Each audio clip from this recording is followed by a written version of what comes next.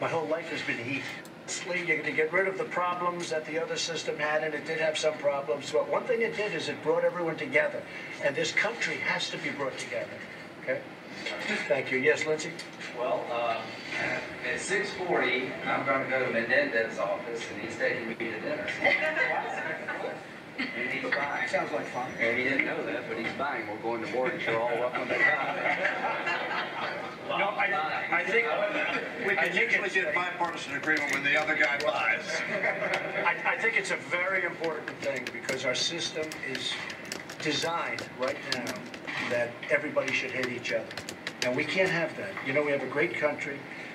We have a country that's doing very well in many respects. We're just hitting a new high on the stock market again. And that means jobs. I look at the stock. I don't look at the stocks. I look at the jobs. I look at the 401ks. I look at what's happening. Where police come up to me and they say, thank you, you're making me look like a financial genius. Literally, meaning about them. And their wives never thought that was possible, right?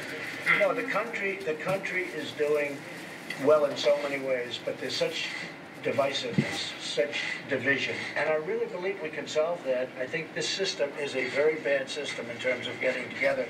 And I'm going to leave it up to you, but I really believe you can do something to bring it together. Other than going to dinner with Bob, I've been doing this for 10 years. I don't think I've seen a better chance to get it done than I do right now, because of you. John's right. I'm not going to support a bill if you don't support it. I've had my head beat out a bunch. I'm still standing. I'm Lindsey Gramnesty, Lindsey Gomez. You name every name you want to give to me. It's been assigned to me. And I'm still standing. The people of South Carolina want a result. How could I get elected? I've been for a pathway to citizenship for 11 million people because I have no animosity toward them. I don't want crooks. I don't want bad hombres. I want to get a merit-based immigration system to make sure we can succeed in the 21st century. I'm willing to be more than fair to the 11 million. I just don't want to do this every 20 years. Now, we made a decision, Mr. President, not to do it comprehensively. I think that's a smart decision, but a hard decision.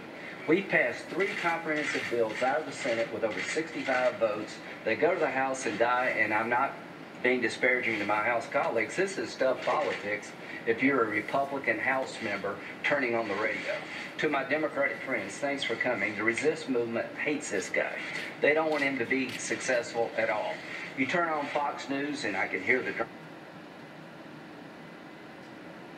Which is where I would like to get to eventually. If we do the right bill here, we are not very far away. You know, we've done most of it. You want to know the truth, Dick? If we do this properly, DACA, you're not so far away from comprehensive immigration reform. And if you want to take it that further step, I'll take the heat. I don't care. I don't care. I'll take all the heat you want to give me. And I'll take the heat off both the Democrats and the Republicans. My whole life has been heat. I like heat in a certain way. But I will. I mean, you are somewhat more traditional politicians than me. 2.5 years ago, I was never thinking in terms of politics. Now I'm a politician. You people have been doing it, many of you, all your lives. I'll take all the heat you want. But you are not that far away from comprehensive immigration reform. And if you wanted to go that final step, I think you should do it. And if you want to study earmarks to bring us all together so we all get together and do something, I think you should study it. Chuck, did you have something to say? I'd like to talk about the reality of the whole situation and take off from what Cornyn and Graham have said of the necessity of you working with us, and you're doing that by having this meeting and other meetings as well. But we've always talked in the United States Senate about the necessity of getting 60 votes, and that's pretty darn tough. But if we would write a bill that you don't like and you veto it, we're talking about a 67 vote threshold, 2/3 in the United States Senate. So that's the reality of negotiating in good faith and getting something you can sign. The second reality is the March 5th date that's coming up.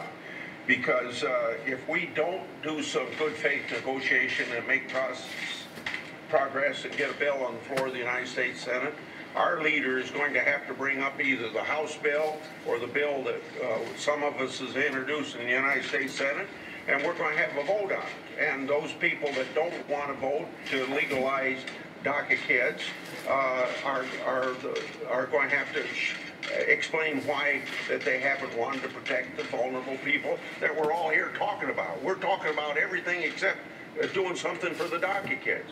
You know, I would vote for a path to citizenship, which isn't very easy for me, but I would do it just as an effort. But there's certain things that we got to guarantee that we're going to do. That's going to be brought up. I really believe that will be brought up as part of what we're talking about at some point. It's an incentive for people to do a good job. If you want to know the truth, that whole path is an incentive for people. And they're not all kids. I mean, you know, we used to talk about kids. They're not really kids. You have them 39, 40 years old in some cases. But it would be an incentive for people to work hard, do a good job. So, you know, that could very well be brought up. Talk about legalizing people here that didn't break the law because their parents who broke the law brought them here. And we ought to be talking about what we can do for the people that had no fault of their own and get the job done and not worry about a lot of other things that we're involved in. And that means that we got to make sure that we tell the American people when we're taking this step that we're doing something that all the people agree to, you know. Mr. President, let me just say, I think Dick and I agree with what Chuck Grassley just said. That's hard to believe. When was the last time that happened? We need to take care of these DACA kids, and we all agree on that. 86% of the American public agrees on that. With all due respect, Bob and Mike and Lindsay, there are some things that you're proposing that are going to be very controversial and will be an impediment to agreement. But you're going to negotiate those things. You're going to sit down. You're going to say, "Listen, we can't agree here. We'll give you half of that. You're going to negotiate those things." Comprehensive means comprehensive. No, we're not talking about comprehensive. Now we're talking about. We are talking about comprehensive. If you want to go there, it's okay because you're not that far away. President, many of the things that are mentioned ought to be a part of the negotiations regarding comprehensive immigration reform. If you want to take it a step further, you may. I'm going to have to rely on you. You may complicate it, and you may delay DACA somewhat. I don't want to do that. You said at the outset we need to phase this. I think the first phase is what Chuck and Cindy and I have mentioned, others as well. We have a deadline looming and a lot of lives hanging.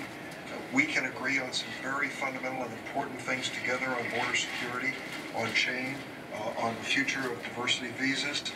Comprehensive, though, I worked on it for 6 months with Michael Bennett and a number of Bob Menendez and Schumer and McCain and Jeff Flake, and it took us 6 months to put it together. We don't have 6 months for the DACA. We're not talking about comprehensive, but take a look at our bill. Yeah.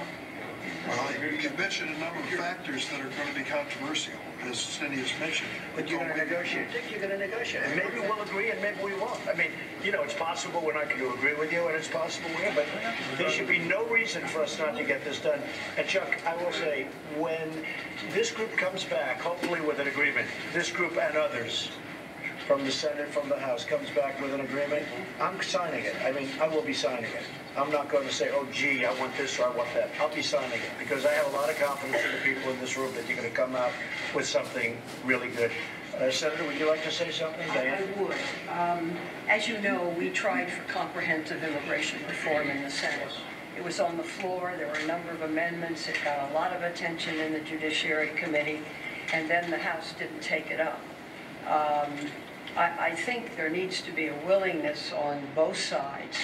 And I think, and I don't know how you would feel about this, but I'd like to ask the question, what about a clean DACA bill now, and with a commitment that we go into a comprehensive immigration reform procedure like we did back, I remember when Kennedy was here, it was really a major, major effort, and it was a great disappointment that it went nowhere.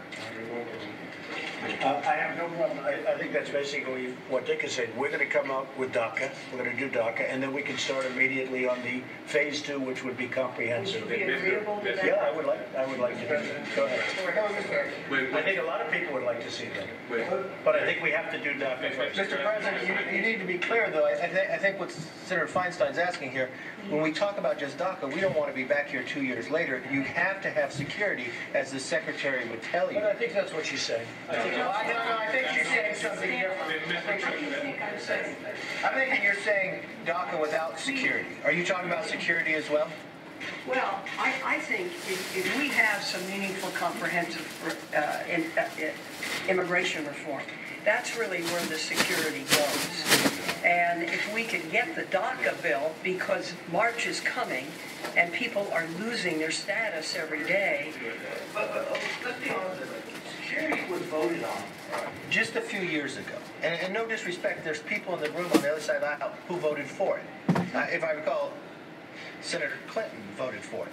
So I don't think that's comprehensive. I think that's dealing with DACA at the same time. I think that's really what the president's making. It's kind of like three pillars. DACA, because we're all in the room want to do it. Border security, so we're not back out here, and chain migration. It's just three items, and then everything else that's comprehensive is kind of moved to the side. So I believe when the president talks about DACA and the lottery, I think we should add merit. I mean, if you can, add merit-based. No, I don't think, I don't know, who's going to argue with merit-based? Who can argue with merit-based? Diane, go ahead. Do you really think that there can be agreement on all of that? Quickly, to get DACA passed in time, I wanted to ask Mr. McCarthy a question. Do you really think there can be agreement on those three difficult subjects you raise in time to get DACA passed and effective? So yes, because you have heard from Leader McConnell and Speaker Ryan, who said they will put the bill onto the floor if the president agrees to it. And us getting to the room, I haven't seen us be this close and having this discussion in quite a few years of the whole last 4 years. So I think, yes, we can make this happen. We all know it. We've done it before. Look, you and I spent a long time. It's probably one of the most difficult things to do in California, water. And I believe we can get there, and we can just keep working each day on this. Mr. President, I think what we're all saying is we'll do DACA. And we can certainly start comprehensive immigration reform the following afternoon, okay? We'll take an hour off and then we'll start. But I do believe that. Because once we get DACA done, if it's done properly with, security and everything else, if it's done properly, we have taken a big chunk of comprehensive out of the negotiation. And I don't think it's going to be that complicated. We have to be very clear, though. In my opinion, we'll be right back here, either 5 years, 30 years, whatever. But the chain migration is so insidious. It is the fundamental flaw in the immigration policy of the United States. If any conversation about DACA is being held without that consideration, I agree with border security as well, but any conversation about that is not going to go anywhere in the United States Senate. And if we think we're going to divide one side versus the other, that's just not going to happen on this issue. David, I think chain migration has taken a very big hit over the last 6 months. People are seeing what's happening. People, for instance, the man on the West Side Highway that killed the people and so badly wounded. It's incredible when they talk about wounded. They don't say that arms are off and legs are off. One person lost 2 legs. Nobody talks about it. They said 8 died, but they don't talk about the 12 people that have no legs, no arms, and all of the things. So I'm talking about everybody. I really believe that when you talk about the subject that we're all mentioning right now, I think they had, how many people came in? 22 to 24 people came in through him. He's a killer. He's a guy who ran over many people. 8 died.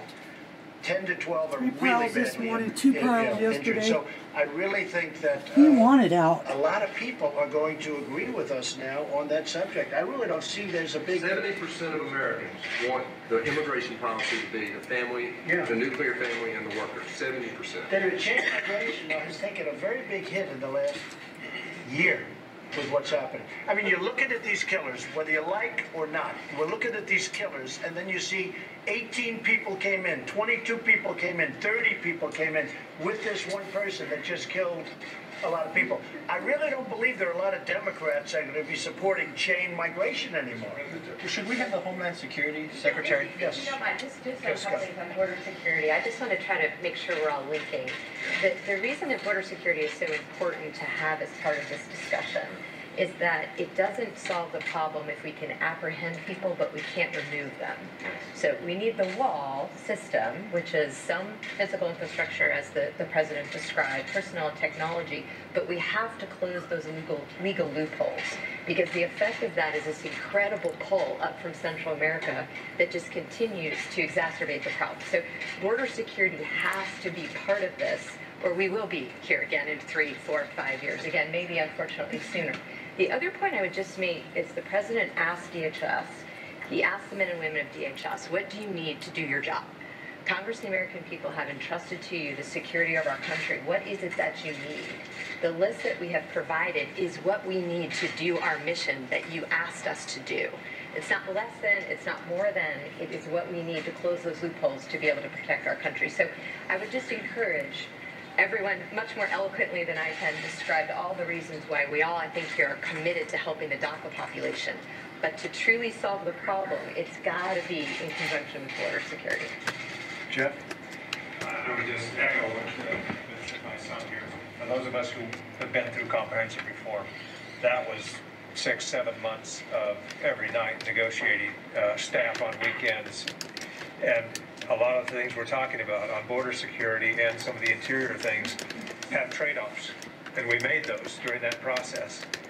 I don't see how we get there before March 5th. Tough shit. Then fucking stay in Washington a little longer, you little cocksucker. And we do phase 2, which is comprehensive immigration, and I think we should go right to it. I really do. We do one, and we then do the other, but we go right to it, yes. Mr. President, I think it's important to thank you for your flexibility and your leadership. And so I think what all of us have to do is have the same willingness to have a little bit of flexibility to get this issue done. And obviously I want to do a lot more than DACA. But the urgent thing now, for obvious reasons, are these young men and women who we have to deal with first and foremost. And to Steady's point, fuck them. Build the fucking wall, plug the fucking hole, then worry about your fucking DACA. These individuals in a permanent, real solution and border security. So I don't see why we shouldn't be able to do that, and I'm hoping that that would then lead us to Senator Cotton's point of there's a lot of lack of trust. If we can get real border security and deal with these individuals, we can get border that done. Wall. Then I think, my gosh, it all opens up to do a lot more things in the future for the American people. Mr. President, I just want to reemphasize what Secretary Nielsen said. It is so important to understand when you talk about border security, if you apprehend somebody at the border, but then you cannot send them back outside the United States, even though they're unlawfully present in the United States, you have not solved this problem because they're then released into the interior of the country and the problem persists. And that sends a message back to wherever they've come from. I agree. Hey, come do it. You know what? We're going to negotiate that out. I agree, and I think a lot of people agree on both sides. Henry? Thank you, Mr. President. And I agree with my good friend Mario in the sense that if we focus on DACA and border security, I think we can address this. Issues of chain migration or the other issues, I think that should be looked at the second phase. No. But again, I said this with all due respect to both Democrats and Republicans. But being from the border, I always get a kick out of people that go down and spend a few hours there. They think they know the border better than Cornyn or Martha, some of us there, because we've lived there all our life. Let me explain this. For example, if you look at the latest DEA, you're worried about drugs, look at the latest DEA report. More drugs come through the ports of entry than in between ports. But we're not even talking about ports of entry, number one. Bullshit, pal. I'm just saying, ports, let's finish this. And some of us have been working this longer than some other folks. Number one, if you look at the 11 to 12 million undocumented aliens, which is the second phase, 40% of them came through visa overstay. So you can put the most beautiful wall out there, it's not going to stop them there, because they'll either come by plane, boat, or vehicle itself. That's in our bill too. Yes, and I know. So the other thing that we got to look at, the wall itself, Mr. President, you talk to your Border Patrol chief or the former Border Patrol chiefs, I've asked them, how much time does the wall buy you? They'll say a couple minutes or a few seconds. And this is our own Border Patrol chiefs that have said that. It's not mine. Mine doesn't even clear the wall works. It's not. The wall works. They say without the wall, we cannot have border security. And all you have to do is ask Israel. Look what happened with them. Henry, without the wall, you can't have it. All right. Homeland appropriations, your chief was there and the former chiefs have all said that. Now, the other thing is, if you look at, this is where the wall, Mr. President.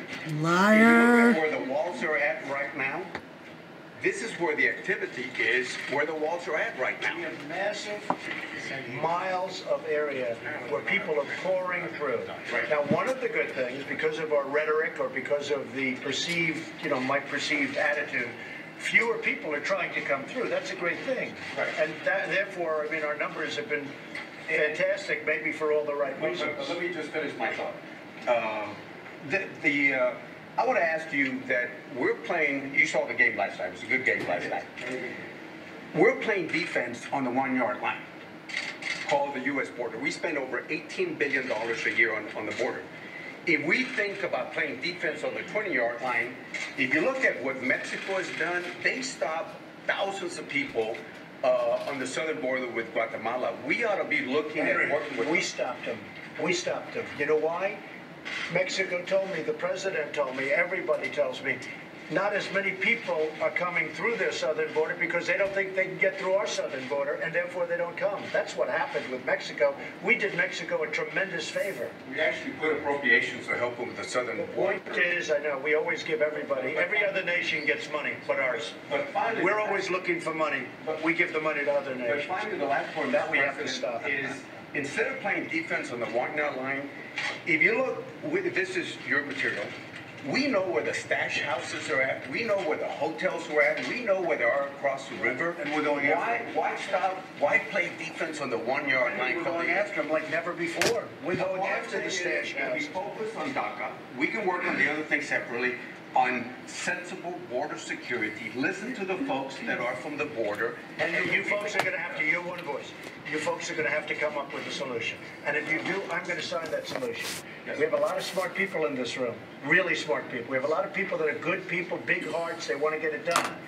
I think almost everybody, I can think of one or two I don't particularly like, but that's okay. No, I think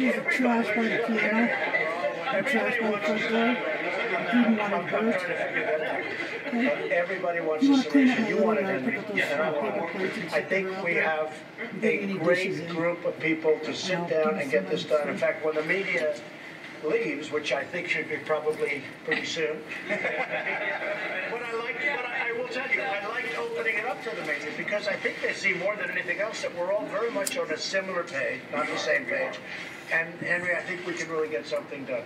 So why don't we ask the media to leave? We appreciate you being here very much. Mr. President, just to clarify, is there any agreement without